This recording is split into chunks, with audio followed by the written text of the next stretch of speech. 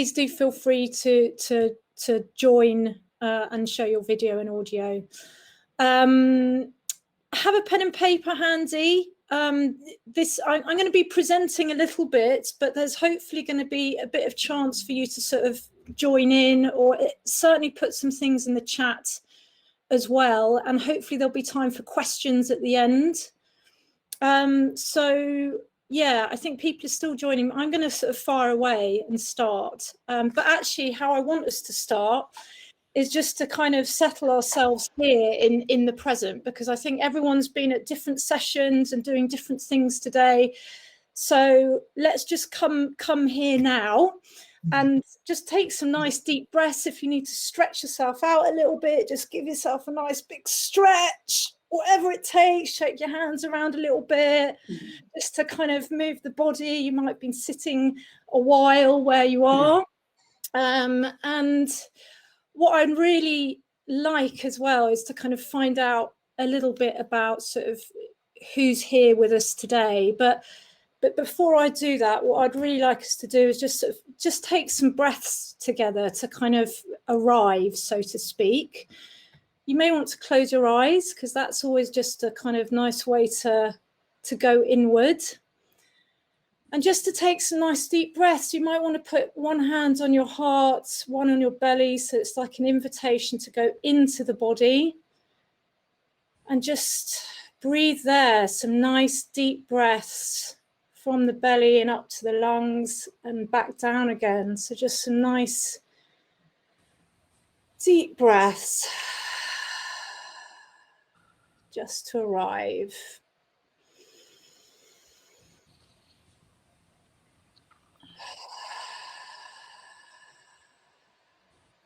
It's just the invitation to come back to our bodies, to our breath, before we really start this session.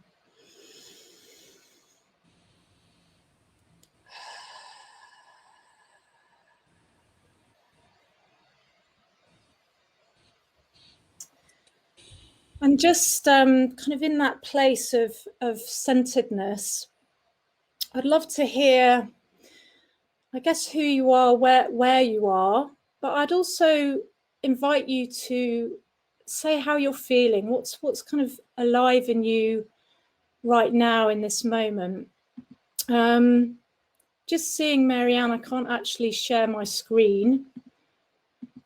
Because now we've got 9 people on screen, so I'm going to go off. So okay. You can. Okay, that's all. Oh, okay, someone else has gone off. That's fine. So I think I still can't share. Oh, there we are. So yeah, so just, I'd love to hear how you're feeling. And one way of doing this, I'm just going to get my slides up here. Hopefully you can all see that. Yeah, how am I feeling? So one way is to really say what makes me happy, what makes me sad, what makes me worried, what makes me excited. Just to finish off one or more of these sentences. And to put that in the chat box. So for me, I would like to share that I'm really happy because yesterday I went to see some live music. So I'm in Brighton, that's where I'm based in the UK. And there was some live music and I saw this Senegalese kora player called Sekou Keita and a Welsh harp player called Catherine Finch. And it was just so joyful to be with others listening to live music. So that's really sort of carried forward into today. That's what makes me happy right now. But if you want to feel into what's alive for you at the moment and share that in the chat box, along with perhaps where you're tuning in from, perhaps what your job is, whatever you feel like you'd like to share. And it gives me an idea of who my audience is. Oh, wow. Sekou's a friend of yours, Marianne. That's amazing. He was wonderful. He was so alive and happy to be there. It was just, yeah, such a great atmosphere. Such a treat, isn't it, for all of us to sort of have these moments now after such a long period of lockdown. So yeah, I'm just seeing people coming in. Rachel from Washington, DC. So like I say, if anyone wants to share, how are you feeling? Just to pause, you know, just to sort of ask yourself that question, what's going on for you? Because I think in front of the screen, we sort of forget what's happening right here in our bodies right now. And this is what's important, and stuff that I'm going to come back to in this session. So thank you. I can see people sharing things here. It's really nice to hear from you. And I think the more you share, the more others share, and we get to connect with each other a bit more. So I'm just going to move on to my next slide here, just to tell you a little bit about my book. This is what this session's about. And I'm going to try and run through some of it. I'd love to share a whole lot of what's in the book, but we've got so little time. So I'm going to do my best to sort of condense some of the main recommendations. But basically the book is based on research that I did in Kenya, doctoral research on stress and well-being among aid workers there, national and international staff. And it's also based on my own experience. So I've worked for over 15 years on different human rights and humanitarian programs. I've been through my own burnout, my own recovery. And part of that recovery has been really exploring different healing modalities and training in some of them as well, and seeing how to kind of take that out into the workplace. So bringing groups together as well to facilitate not only processes around mental health, but conversations around some of the really sort of difficult issues in our sector around racism, around sexual abuse. So I also run online wellbeing workshops as well in the charity sector. And the book really is an attempt to codify some of the existing knowledge and practices that are out there at the moment when it comes to organisational culture and self and collective care. So what I really want to do is give a nod to and a bow to so many people out there that have been doing this work already for many years, and particularly feminist movements in the global south, who have been doing taking feminist, anti-racist, decolonial approaches to well-being and really bringing that for all of us to share and to understand. So that's been a huge part of this work for me, and certainly part of the book is having discussions with those people that are already doing the work. And I'd like to just also acknowledge my own privilege within this, my own positioning as a white middle-class person who's managed to go to an elite university to study this subject and produce this book.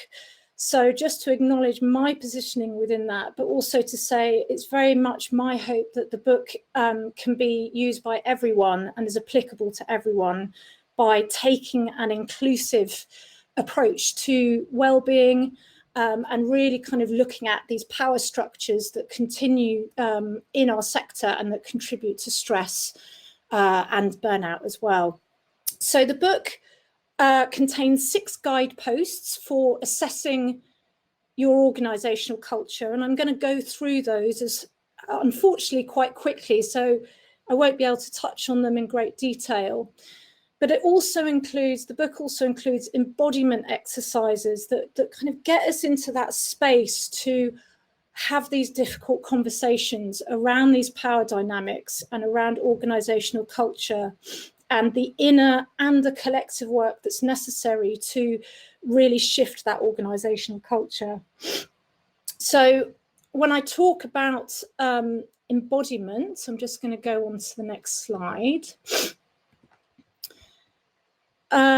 So embodiment is really about how we embody our values. That's what I'm talking about here. So really from the heart and the gut and the whole body, so that it's not just something that's kind of stuck in our heads, but something that we really bring down to our hearts. And so the book contains a 4-step process of how we may go through that in connecting with ourselves, connecting to our heart space, but also connecting with others as well. And sometimes having these difficult conversations in a way that moves us forward and helps us let go of particular conditioning, helps us unlearn some of our beliefs and some of our behaviors. So I need to just blow my nose. I hope you don't mind. So I'm not sniffing throughout. You do that, Gemma. Could you share a link to the slides? Because it's quite hard to see them. They're a bit small. And I'm thinking we could share the link to the Google slides that you're using, and then people could see them themselves. Would that be okay? Yeah, I think so. Is this going to work? So let me just stop. Yeah, I think it will. It should do. I mean, it should do. So if I share the link, where do I share it? In the chat. Just put it in the chat, and then people will be able to click on there, and they'd be able to, then we'd be able to click on there and actually see them bigger. Oh, but you'd have to give us access. Actually, that's what won't work. If you give me access. Okay. So let me just come back to it again. Just bear with us. I mean, unless we want to just go to our original plan. But anyway, let me just hang on a sec. Oh, what, of me sharing the slide? Yeah. That might also no, I know what I can do. I've got a plan. Yes. You keep talking. I'm going to get the slides and I'm going to put them somewhere where people can see them. I know what I'm going to do now. Okay.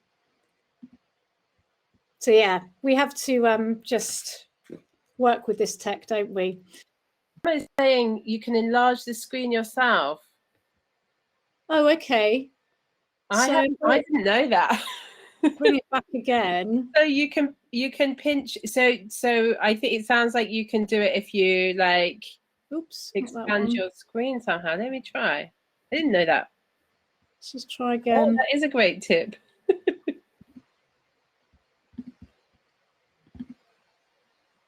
Okay, so that's sharing.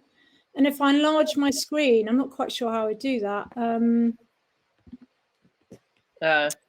It's actually not working for me. So what I'm going to do is I'm going to do what I was going to do and put them somewhere that people can see them.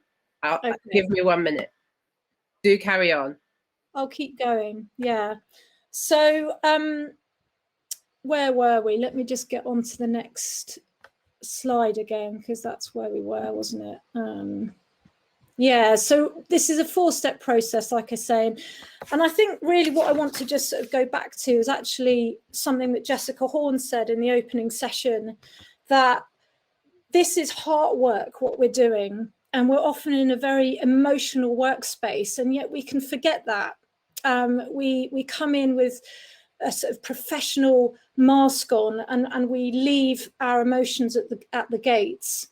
And really, if we are to connect with other people, our colleagues, the people that we serve, we need to come back to that place in the heart. So that 4-step process is an attempt to do that, but also to lean into the kind of the parts of ourselves that we don't like very much, because that's another aspect of our work, and part of what I discuss in my book is our pursuit of perfectionism, and being so scared to get things wrong, feeling like we have to really be kind of heroic and armor up the whole time. So the book is really kind of really unraveling that and seeing how we can kind of lean into those parts of ourselves that we may judge, and do it in a way where we're not blaming and shaming, but we're doing it with compassion and care and this real commitment to change, to inner change and to collective change.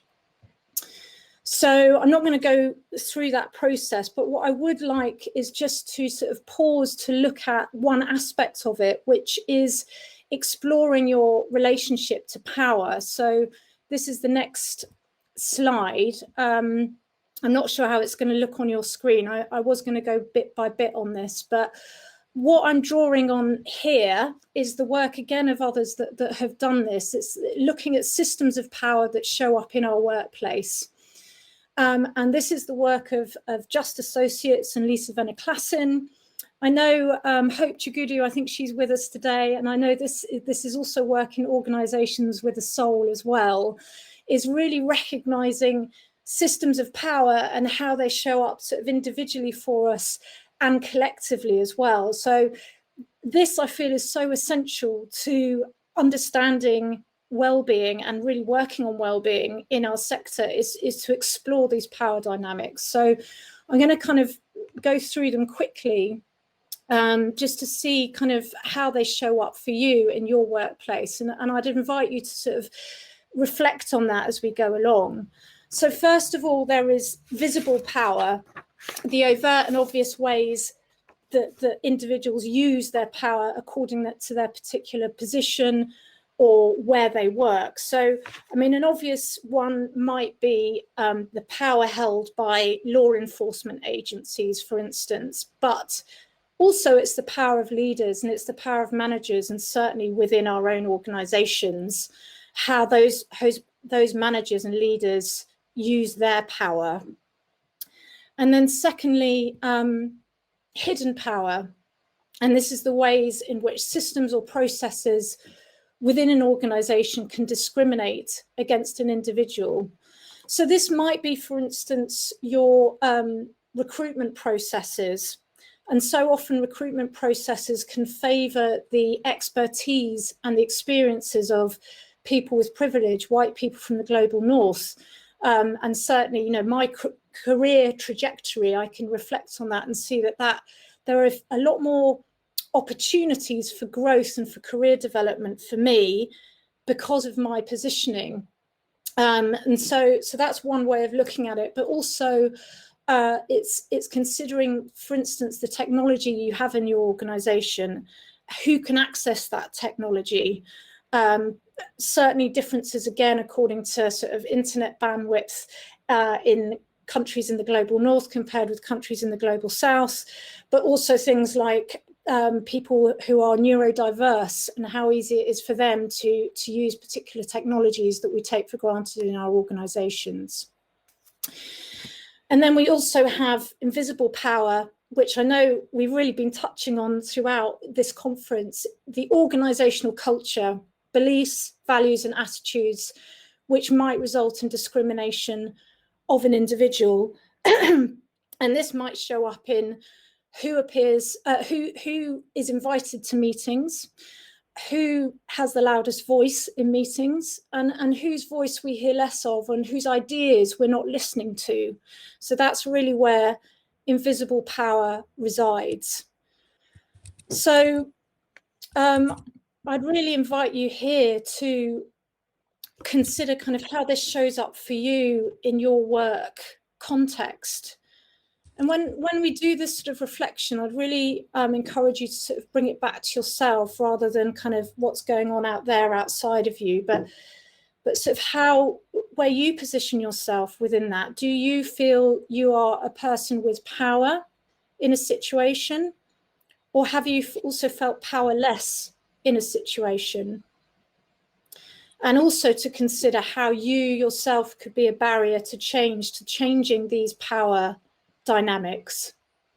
So that's just a reflection that I invite there, because this is what we have to get to grips with when we are kind of considering how we change our organisational culture and put ourselves in that picture, rather than pointing fingers all around us, and kind of seeing how we are part of it too.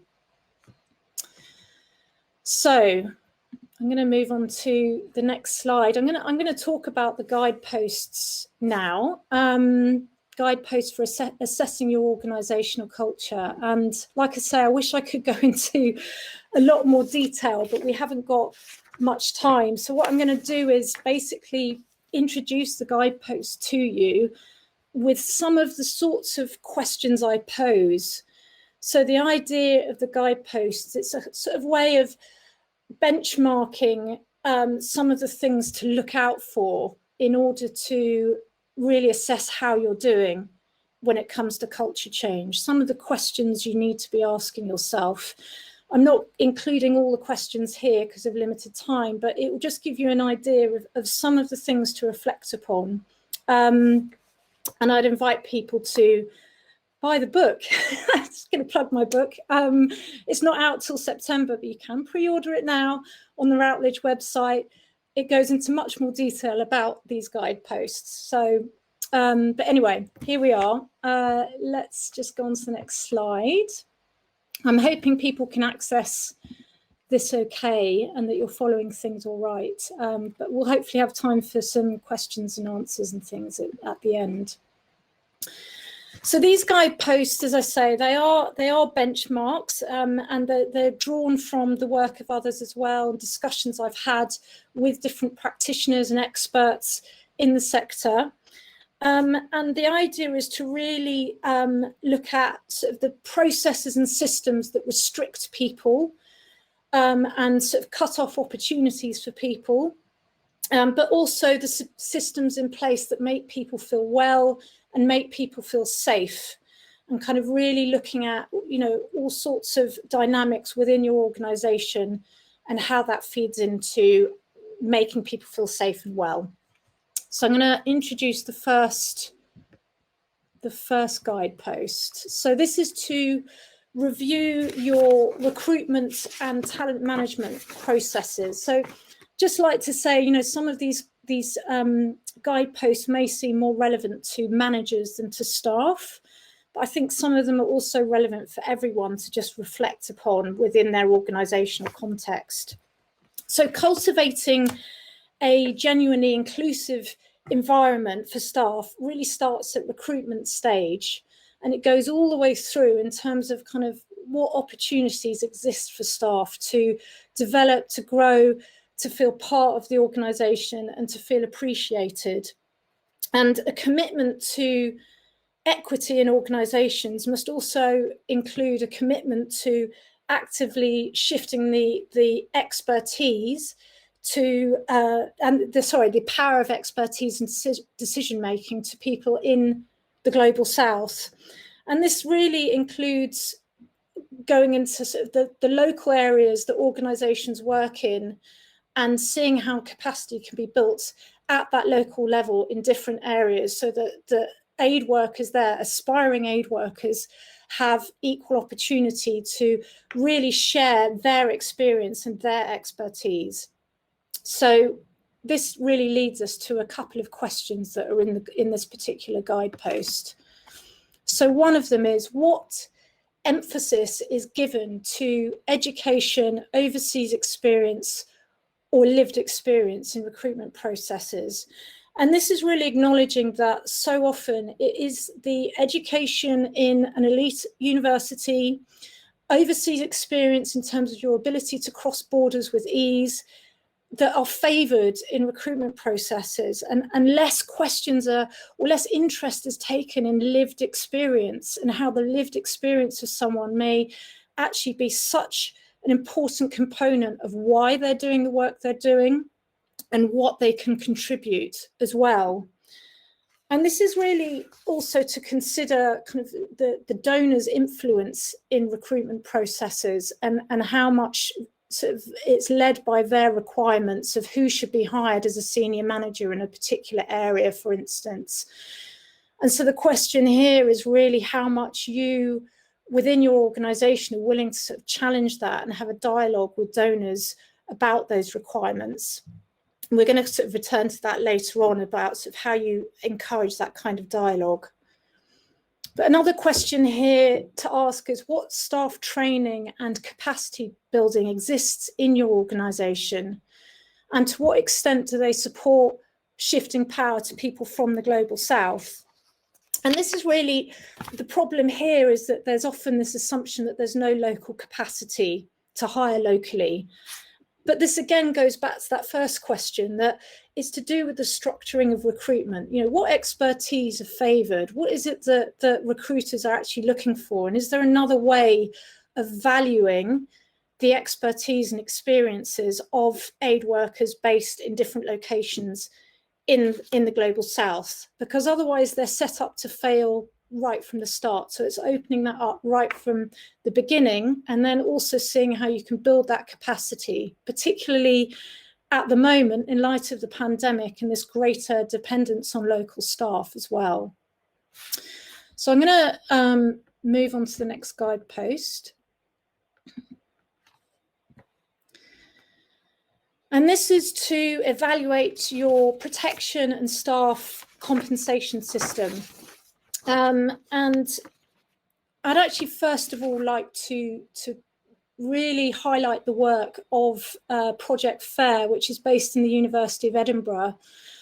And they are doing a lot of research. It includes a network of NGOs that are doing a lot of research around the sort of salary system, the differences between national and international staff, and the kind of protections and the rewards that they receive. And one of the things that they've developed are the principles and standards for fair reward amongst international NGOs. And that's been developed by 25 NGOs. It aligns with the core humanitarian standards, particularly on quality and accountability, aimed at fair and equitable treatment of staff, which is standard 8, and the strengthening of local capacities, standard 3.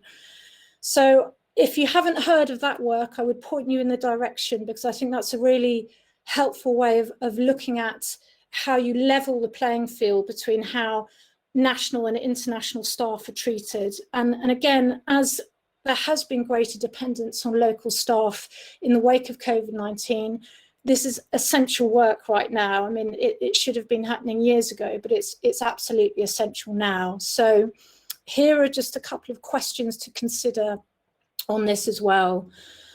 So is salary status in your organisation, and also the benefits and allowances included within it, determined by nationality or the actual job role and its requirements? And this goes again back to the donor requirements as well, and the fact that so often donors can insist on a particular role being filled by someone from the Global South, from one of the European head offices, but really seeing how that can change to looking at less about nationality, so you don't have this sort of international and national status, and removing that and looking at the requirements of the job itself. Secondly, do your reward and security policies take into account the specific needs and realities of national staff and those facing particular risks or challenges? So there's two things to sort of highlight here, which again, this really comes out of my research that I did in Kenya. There are real challenges for national staff working in remote locations, particularly when their families often live hundreds of miles away, and they're not given the same kind of advantages as their international counterparts in terms of travelling to see their family, some of them having to travel by road rather than by air, and just the fact that they only get to see their family every 8 to 10 weeks a lot of the time if they are working in this sort of hardship locations or non-family duty stations. So that poses extra challenges that we often sort of really don't think about when we're looking at, the sort of support that's given to different staff. But also, in addition to that, it is looking at the security policies of your organisation, the specific risks and challenges faced by women, absolutely, LGBTQ plus people, and many other people according to the sort of context that they're working in. And I think the problem often here is that security officers in organisations are very often men. And, how much are the different experiences of staff really factored in when security policies are developed? So that's a question to ask within the organisations that you work in. So I'm going to move on to the next guidepost.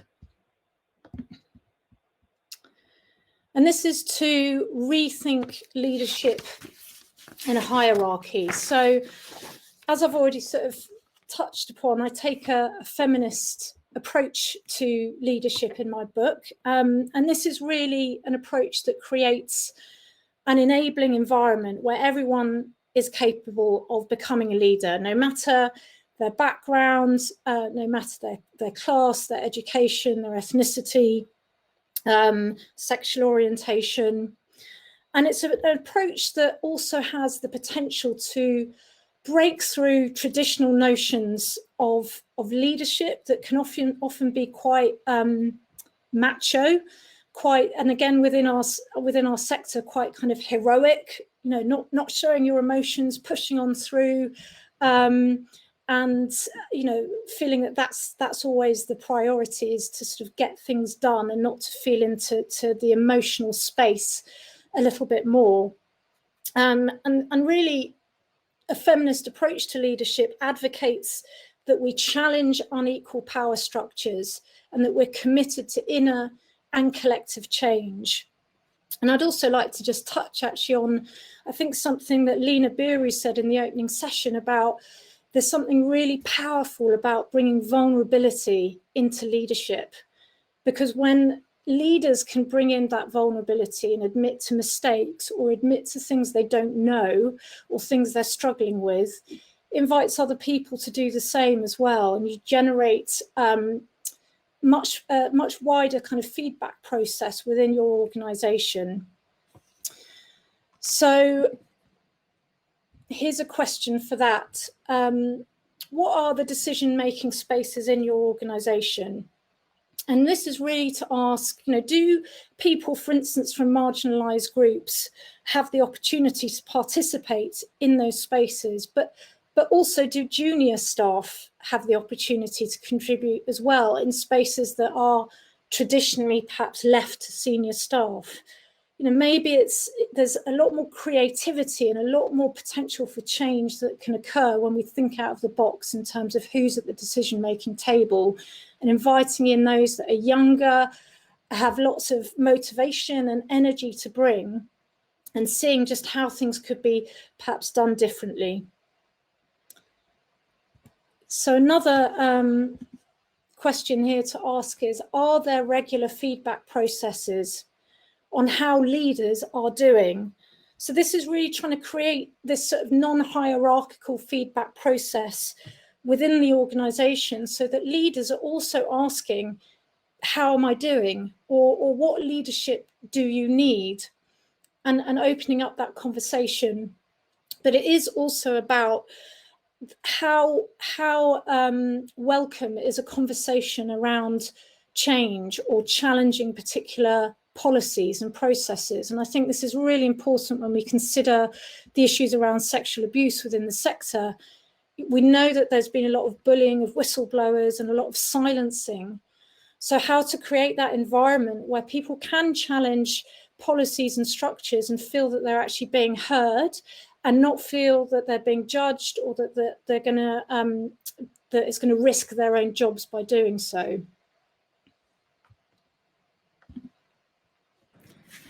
So I'm going to move on to the fourth guidepost here. And this is to make staff care strategies inclusive. So when we consider staff care mechanisms, I believe that two things are really important. First of all, we need to move beyond a one-size-fits-all approach to well-being. And that includes having merely individualized approaches to staff care. So, things like a counselling service, or even a yoga class or a meditation class, these might all well be very good for people and needed, but it's placing the onus on the individual. It's suggesting that it's the individual that has to take care of themselves, and it lets the employer off the hook. It's not looking at the systemic reasons for stress and burnout. And a really second point, and it's related to this, is we need to consider the different experiences of mental health and stress and trauma, and how that varies according to who the person is and where they're positioned, what their context is, their work context, and what their lived experience is. to really sort of understand what support mechanisms can be put in place that really honour those different experiences. So here are some questions on that. First of all, is your approach to well-being and abuse and trauma informed by the experiences and needs of marginalised groups, including people of colour and also staff from the Global South? And this came out so strongly in my research. It's so interesting. I kind of went into my research thinking, oh yeah, stress, burnout, everyone's talking about this because it is a conversation that's happening, but it is often a conversation that's been led by white aid workers from the Global North. And actually what I had to kind of unlearn is that you know, how burnout is talked about really, it really varies according to the context and the everyday conditions of stress and hardship and sometimes violence that some people are born into. And so how they approach those experiences is likely to be very different.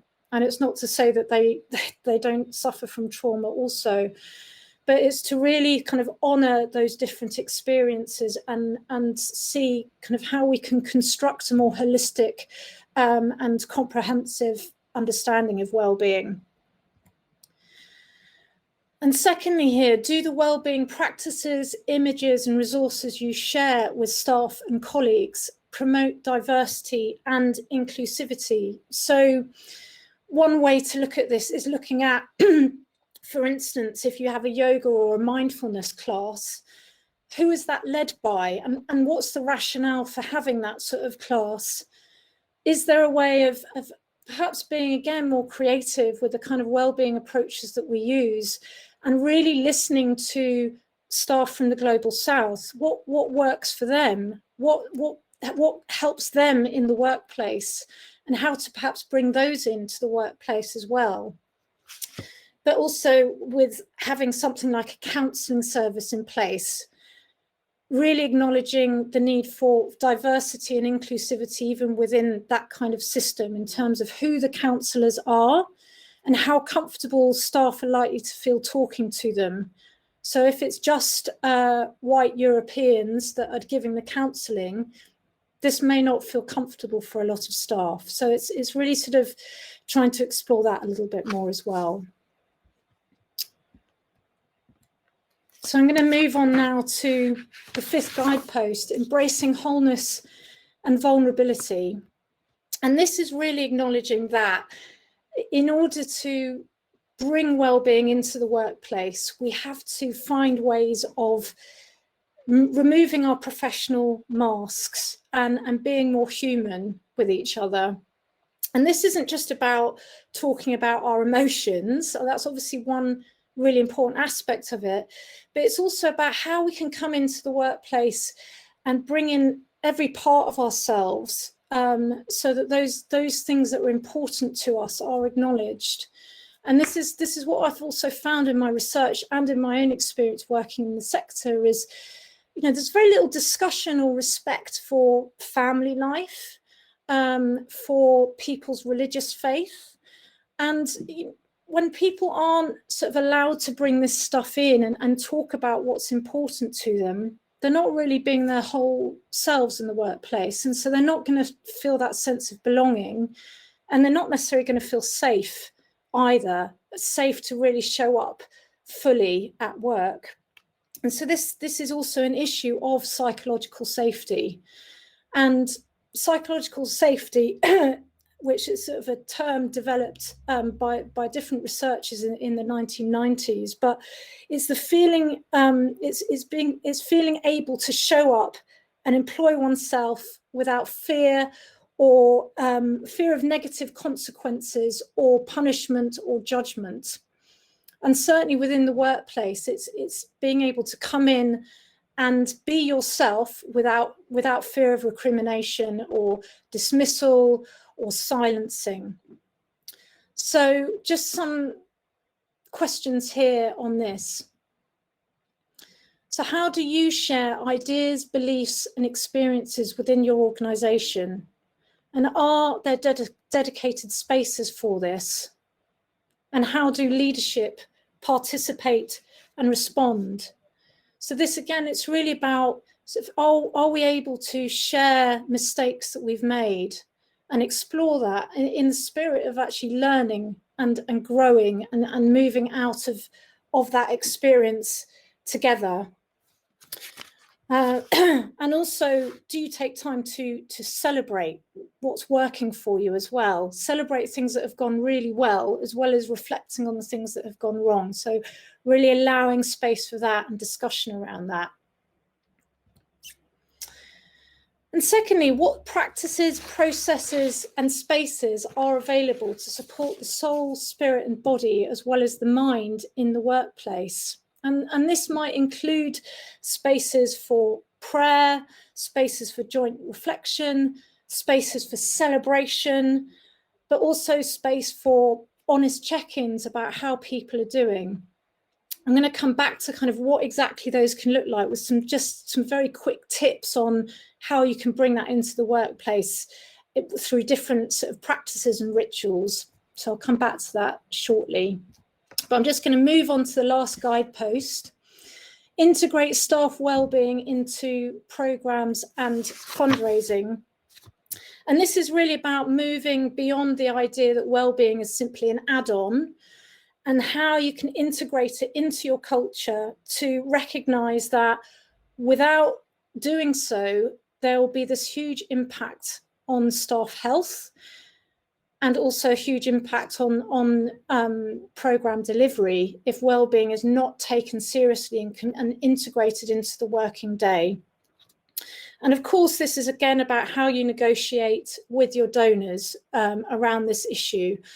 And I think it's very easy for us to think that donors won't be interested in this, and that sort of hierarchy that exists where it becomes a non-negotiable. But I think it's also important to remember that the relationships we form with donor agencies can also be built on that shared humanity. They too are human beings that may also be going through their own stress and their own burnout. And it's quite possible that introducing this topic into your relationship with donors opens up the conversation about the importance of well-being. So that's just one way of looking at it. But I think, first of all, what's necessary is an institutional commitment from your own organisation. That is so essential in order to then really insist that sort of funding might be earmarked, or insist that this is integrated into your programs and into your working day. If you start with that commitment, then I think that opens up the conversation again with your donor organisations as well. So that's really the first question there. Is there an institutional commitment to prevent burnout and support staff who are struggling? And what I would just point you in the direction of here is a really useful tool called the Wellness Action Plan, which some of you may have heard of. It was developed by the charity Mind. And it's really a kind of way of co-creating a staff support package, so to speak, between managers and each staff member. And it invites the staff member to recognise their own stress triggers, and it's completely open as to what those could be. So it's really promoting diversity and inclusion in this approach as well. Recognising the triggers, recognising the impact that it has on their health and on their ability to work, and then seeing what the staff member can do to support themselves through self-care, but also what support they require from their manager as well. And then that's something that can be reviewed over time in a particular time frame. So I really recommend it. It's a very sort of simple tool for managers and staff to use. And if you are a staff member, you may want to suggest this to your manager, the Wellness Action Plan. You can find more details on the Mind website. And this final question here, does program planning, including fundraising and program delivery, consider specific mental or physical risks for health risks to staff? And I think that's something that needs to be integrated as you plan programs, as you put together funding proposals, is to really consider, What are the risks involved for staff, for their mental and physical health? And again, this is so important in the wake of COVID-19. We need to be thinking about this even more now and putting the correct systems in place to support staff who are more exposed to these risks.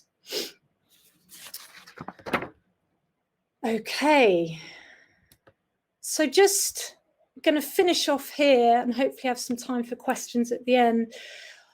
Some ideas on how to create these spaces where people feel they can show up as their full selves and feel they can actually be honest about what's going on for them. It's about cultivating brave spaces. So one piece of advice here is to bring ritual into the workplace. And again, I'd like to give a nod to Hope Chigudu, because I know she's worked on this so beautifully, like such wonderful ideas around ritual. And certainly he's kind of moving beyond this idea that it's something kind of a bit out there and new agey or something. There's simple ways of bringing ritual into the workplace where you're creating an intentional space for showing up together and being whole. So here are just a few ideas. You might want to form a listening partnership where you have someone within your organization who for 20 minutes once a week, you basically talk about what's going on for you and the other person listens without judgment, without feedback, without finding solutions. It's just a listening space for each of you to hold space for each other. And you certainly learn to listen, to pause and to listen in that space. It's something that I do every week with somebody, and it's amazing just how it can kind of shift where I'm at, help me slow down, help me pause, feel into what's going on, and just listen to what the other person also says as well. But you can also expand that within your work environment and have a listening circle where it may be a group of people coming together, again, once a week, once a month, whatever it may be, to hold space for each other and to listen without judgment, without feedback or finding solutions. It's just about feeling heard in that environment. But also some simple things are start each meeting with mindful breathing, or finish each meeting with a meditation or a yoga practice, or maybe a prayer, or sharing an African proverb or something that feels relevant to the team that you're working in, or even dancing together using a playlist that you've all come together to share with all the music that you like, and just bring a bit of joy, a bit of playfulness. Maybe it's at the end of a working week, something like that. So that's just some quick fire ideas on rituals that you can create in the workplace, but also creating a feedback culture where you really are sort of inviting that feedback, inviting that vulnerability, and also giving feedback from that place of vulnerability. This might be also just simply having an honest check-in, as we did at the beginning of this session, at the start of each meeting, talking about how you're feeling. But also it's about using particular language that invites that vulnerability too. And I'd just like to draw on some statements made, suggested by Brené Brown, who I'm sure many of you have heard of. She's a scholar on vulnerability. So some statements she suggests people invite into the workplace are, I don't know, I need help, what can I do better next time? Can you teach me how to do this? I played a part in that. I take responsibility for that.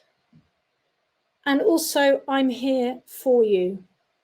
So just some simple statements to sort of try and explore yourself if you're able to say some of these words and bring that, invite that into your work environment. Lastly, I think so important when we are doing work around anti-racism decolonising the sector, feminist practice.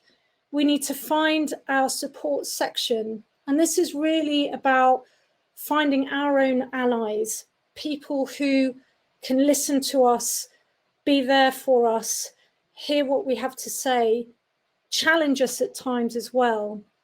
And this is about, particularly for people with privilege, such as myself, not leaning on someone from a marginalised group to offload onto and to say how difficult this stuff is, but having someone else who gets it, who might be from a similar background to us, who's also on that path of anti-racism and changing the way we work.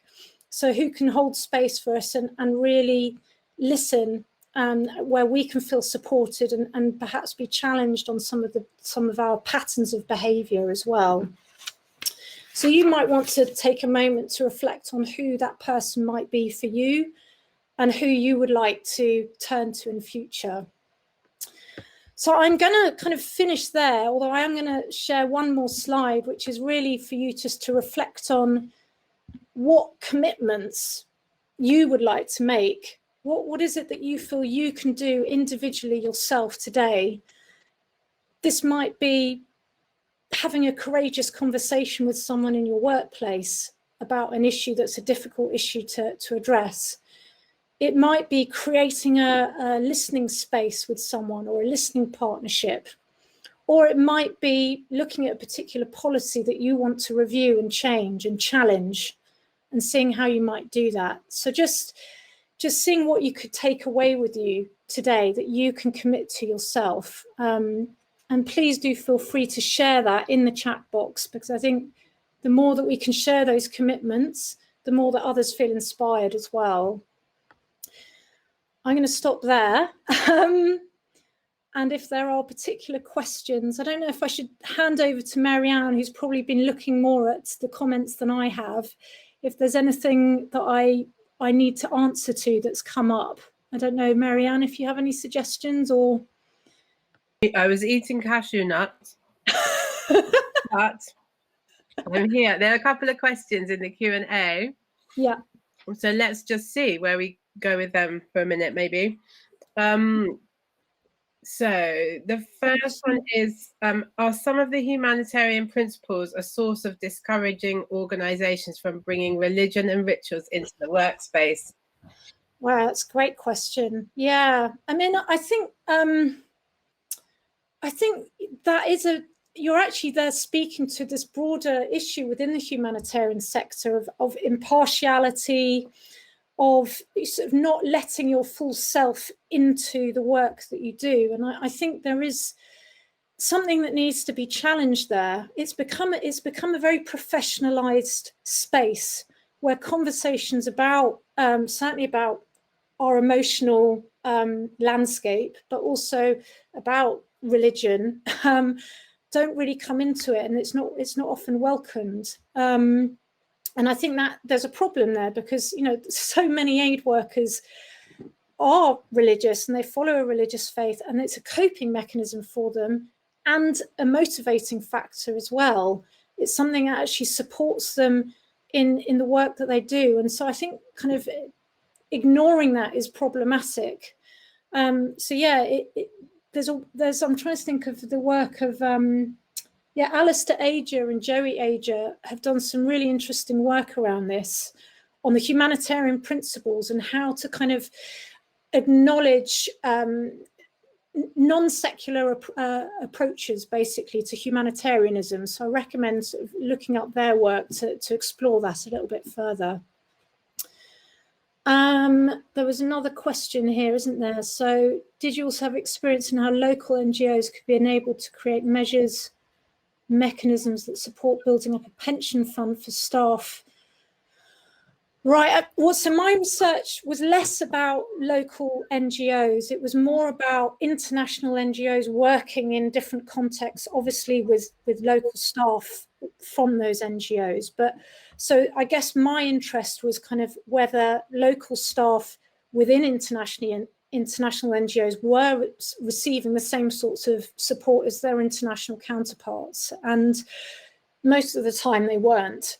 And certainly those sorts of things around, you know, specific allowances, access to healthcare, health insurance, aren't available for local staff. And that's one of the things that really needs to change. And also just taking into account that, you know, local healthcare mechanisms are very different if you're a national staff or an international staff.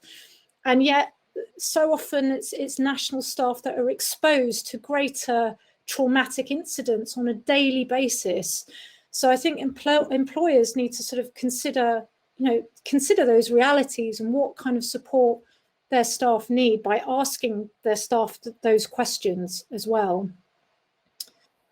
I want to add something on that, because I think that you know, the main way that we could do that is to make sure that more resources flow to those organizations so that they're able to build up those things. And I think, you know, the way that most of the aid system is that the kind of most of the more flexible resource is in the bigger INGOs. And so like so-called local NGOs, and I don't really like this local, national, international language because I find it to be like, in itself problematic. But so many local NGOs are, you know, don't have that enough flexible funding to build up things like that. So for me, I think like one, you know, really constructive way to do that is about like making sure that resources are in the place in the system where they need to be, which is with people doing the work. And it's not to say that there shouldn't be INGOs and they shouldn't have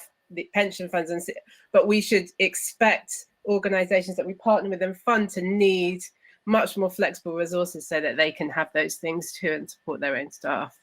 Yeah, thanks, Marianne. I mean, that is essentially the direction we want to go in, right? And I'd just like to sort of point that out myself, is, you know, that's really what the localization agenda means, right? It is about shifting power to those local organizations.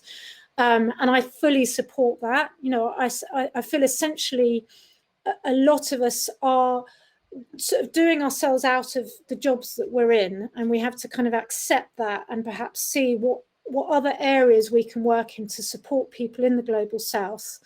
So that is the direction that I fully support us heading in. But yeah, I'll also just say that that's kind of the area I work in, is what can we do within the context that we're in right now, within the organizations we're in right now. So we're walking the talk a little bit more when it comes to feminist principles and it comes to decolonizing the sector as well. So yeah, thanks for that. And I'm just looking in the chat box. So just checking there's anything here.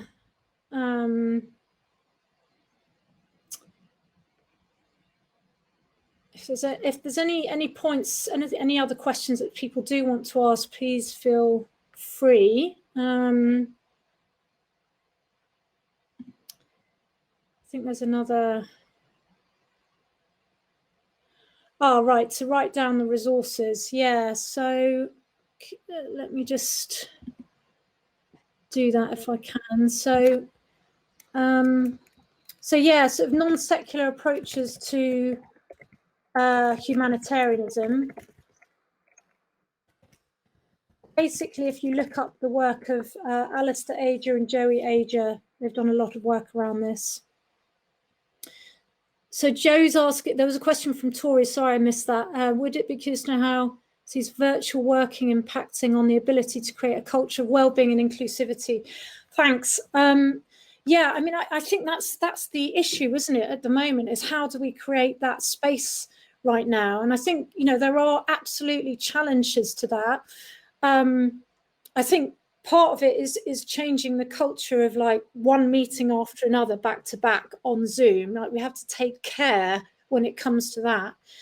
But I think a lot of the tools that I'm suggesting in the book, particularly around creating ritual and brave spaces, are things that we can do online. It's about bringing in things like honest check-ins into your meetings so that before diving into your agenda each day, you actually pause to sort of feel in what's going on, how are people feeling right now? but also creating other sorts of rituals around your working day that you can do together. You know, some stretching, some breathing, some dancing, all those sorts of things are helping people to connect. But also, of course, recognizing that everyone's at different advantages when it comes to the workspace they're in when they're working from home. Even having that as a conversation too, over the sorts of struggles that people have, perhaps with their family, not having a private space for themselves, and just, you know, taking time to acknowledge those sorts of everyday struggles. Is there any other questions? I know we're going over time a bit. I'd love to sort of see properly what everyone's been saying whilst I've been presenting. So let me say that there is a session now, and I was also busy in the chat, looking in the chat, and forgot that there's another session now. There's a session now that's like a mindful effective practice for half an hour, and I will go to it. But you could stay here chatting if people have questions and want to discuss. Sure. You can let people onto the screen, Gemma. So, and you can just end when you're ready. There's no sort of reason that you have to stop, if you see what I mean. Okay. So there's that session, then there's a closing session in half an hour for an hour with Hope and I and Melissa. So thanks so much, Gemma, and Thanks, Marianne. Okay, bye. Bye, see you. So just let someone else in as well, so I can see them. I'm also just going to finish the slides as well, because I don't think we need those up anymore. So hopefully I can come back here so I can see people a bit better. So yeah, if anyone has anything they'd like to add, or again, it's sort of any commitments that you feel you can make, drawing on some of the suggestions that I've made, you might want to put those in the chat box, because that just gives other people some ideas of small things you can do that don't require a lot of funding or a lot of resources. So just do share that as well. I was really interested in hearing from other folks about how you all are shining a light on the power dynamics within your organization, and then also between your organization and other organizations working in this space. I think Rachel's point in the chat is such a salient one about people with entrenched power learning words about creating listening sessions and brave spaces, et cetera, but practicing that perhaps without actually relinquishing power or recognizing the power and how it's wielded.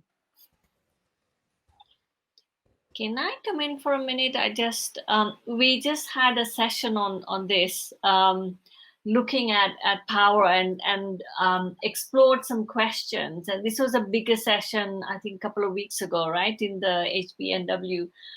But we're holding these types of conversations in sessions we call Bridging the Divide. It's really helping people to look at those issues and where are the inequities in the system, and then you as a person, maybe you are at the crux of being the change maker in this space, and how do you conduct those courageous conversations? What kind of tools and listening kind of tools that you can use to help people to go deeper, right? It's really not about just staying at the level of judging and all of that and really going deep. So we've been working on that for the last few, actually since beginning of the year. So we're going through a whole process with a group of 15 people to go through the certain exercises to help them to connect really to their source, and then trying to see how they can change. Maybe they have their own blind spots, right?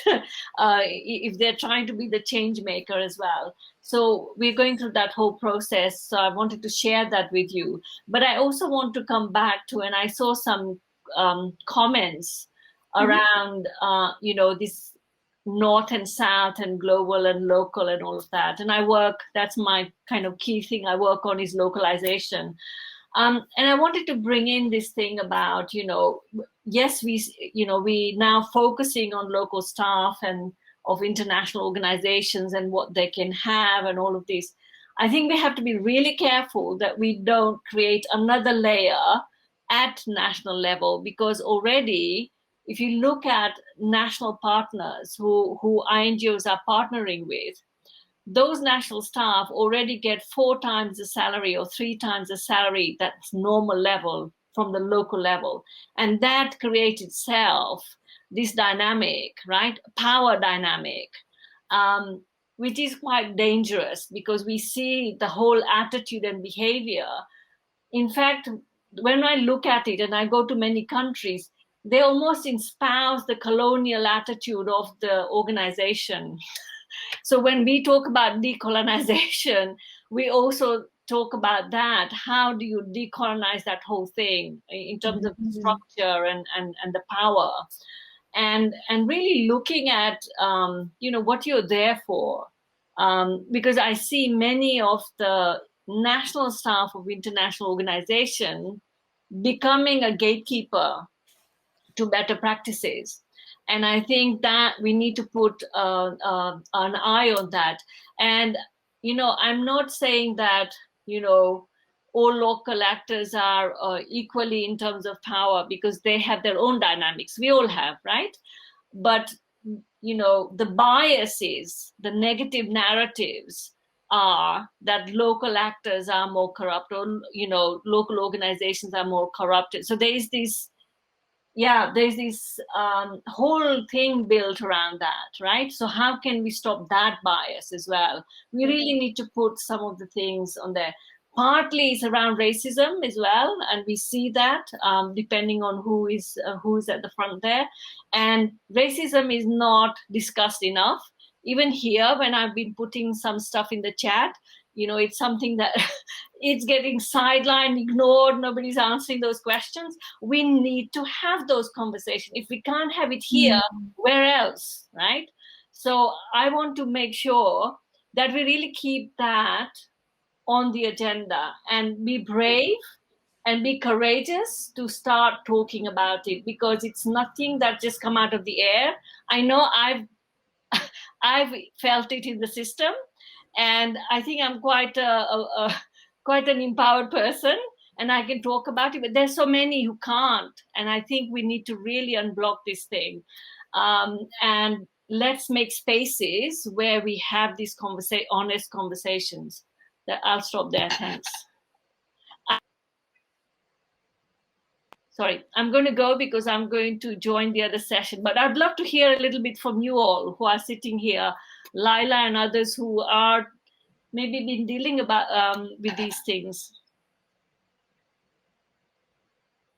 I don't know what to say. I worry, I think Rachel and Christina, what you're saying about brave spaces and this language is becoming co-opted, and these exercises, which were, they have their roots in like really strong social justice work, and they have their roots in processes that have been about transforming power. What I see happens is they enter into development institutions and they become almost, turned into these technocratic, bland processes. And they get turned into what an institutional theory is called a form trap. So the intention behind a form trap is when the intention behind a process becomes the exact opposite to the way people in the process actually experience it. So, a big INGO did a whole series of listening sessions around racism recently. And I spoke to the senior leadership team. They were very, very proud of themselves, very pleased about how this exercise had gone. But then when you spoke to the women of colour in the organisation, when you'd actually do the hard work of experiential surfacing in a safe space, in an environment where there is psychological safety, those listening spaces were very harmful. They caused a lot of pain, they caused a lot of hurt, they caused a lot of damage because of the way those processes have just been kind of co-opted and depoliticized. So I think the challenge is we have to be vigilant against these processes of co-optation around some of these agendas, and that can be very draining, which is why conversations like the one Gemma's just held are so important. And what can I say about it? It's very draining work, and you have to constantly. Progress is never permanent. That's one thing I've learned. And just to answer to that as well, I mean, it's so right that these become buzzwords, and I hate it. You know, I'm so conscious of using the buzzwords myself, but I think it's, you know, a real commitment isn't about just doing a one-off thing like let's have some listening sessions. You know, it's there has to be an ongoing process, which is why, you know, within the recommendations I'm given, it's kind of looking at the systemic as well. It's like, you know, what spaces exist, what are the processes in the organization that make people feel safe to even have a listening circle in the first place? Because just throwing it in there and saying, let's have it, does nothing if someone doesn't feel safe to be in that space.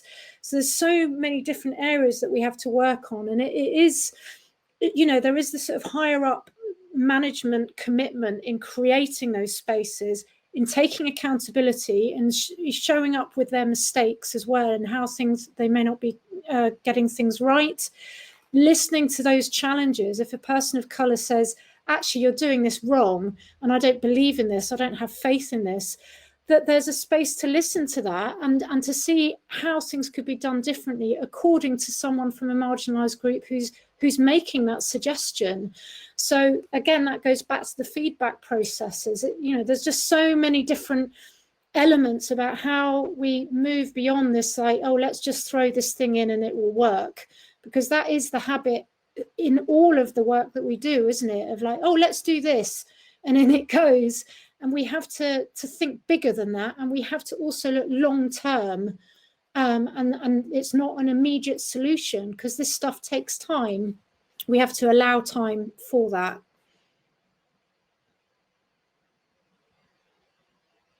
Does anyone else want to share anything? Sophia, I think. Yeah, I'll try, but it's a bit emotional for me, so I might get lost in the word and just mute myself. Okay, I'll just give it a try. Sorry. For me, when I hear you, Gemma, it's very important what you say, talking also about the structure. I find very difficult. I'm in an INGO. I understand François' comments about, like, we're talking a lot about INGOs and there are other type of actors. And I also heard the fact that national staff, if we focus too much on national staff, we're already privileged compared to usually the staff in NGOs. I understand all that, but as a national staff in an INGO, the dual standards, the dual policies are very always, it's like a daily signal that that my organization is kind of betraying me, you know, like the dual salaries, the dual policies. It's every day reminding me that I'm just a national staff, right? That I have less, my well-being is less valued than for an international staff. And so how can I talk? Like, I don't want my organization to come to me and to ask me, so how are you? I'm not going well. I mean, every day you're sending me this signal, and then you come to me and asking me, how am I? Look at this systemic issues, and then we can, if I see that you have an intention really to get rid of those inequalities within the same organization, maybe I can start to trust you. But otherwise, it's very difficult to have those discussions. Well, you have like the ones with their privileges asking you how you are, because it's also very much, as you said earlier in the discussion, it comes from North affiliates or North offices, right? Those discussion on well-being. But I mean, if we're not going to talk privileges, we're not either. That's my 2 cents. Thank you, Sophia. Yeah. Yeah, it's complicated, isn't it? And I think you've made such an important point there of, you know, someone like myself, you know, from the background I've come in at this, and, you know, how I present myself and how that's received by other people, there's all sorts of dynamics tied up with that, where someone may not feel comfortable telling me how they're doing if I ask that question. And I guess there's no easy answer to what you've just said there, except that I feel this is where kind of finding allies is so important, you know, finding other people within your organization that get it, that understand, that you can share with, at least building something from the ground up. And it's obviously there's a lot that needs to happen at the management level too, but at least to kind of start with yourself and how you can feel supported and have someone there that understands what you're going through, and finding that person to then build something and to sort of see how things can be done differently, just through your own actions, through your own sort of support mechanisms, in order to sort of generate that culture change. And I know it's more complicated than that, because there's all sorts of obstacles in the way. But the important thing is to make sure, first of all, that you can look after yourself and that you've got that support that you need with other people in your organisation. So I hope that you've got that you've got other staff that you can turn to in that sort of situation as well.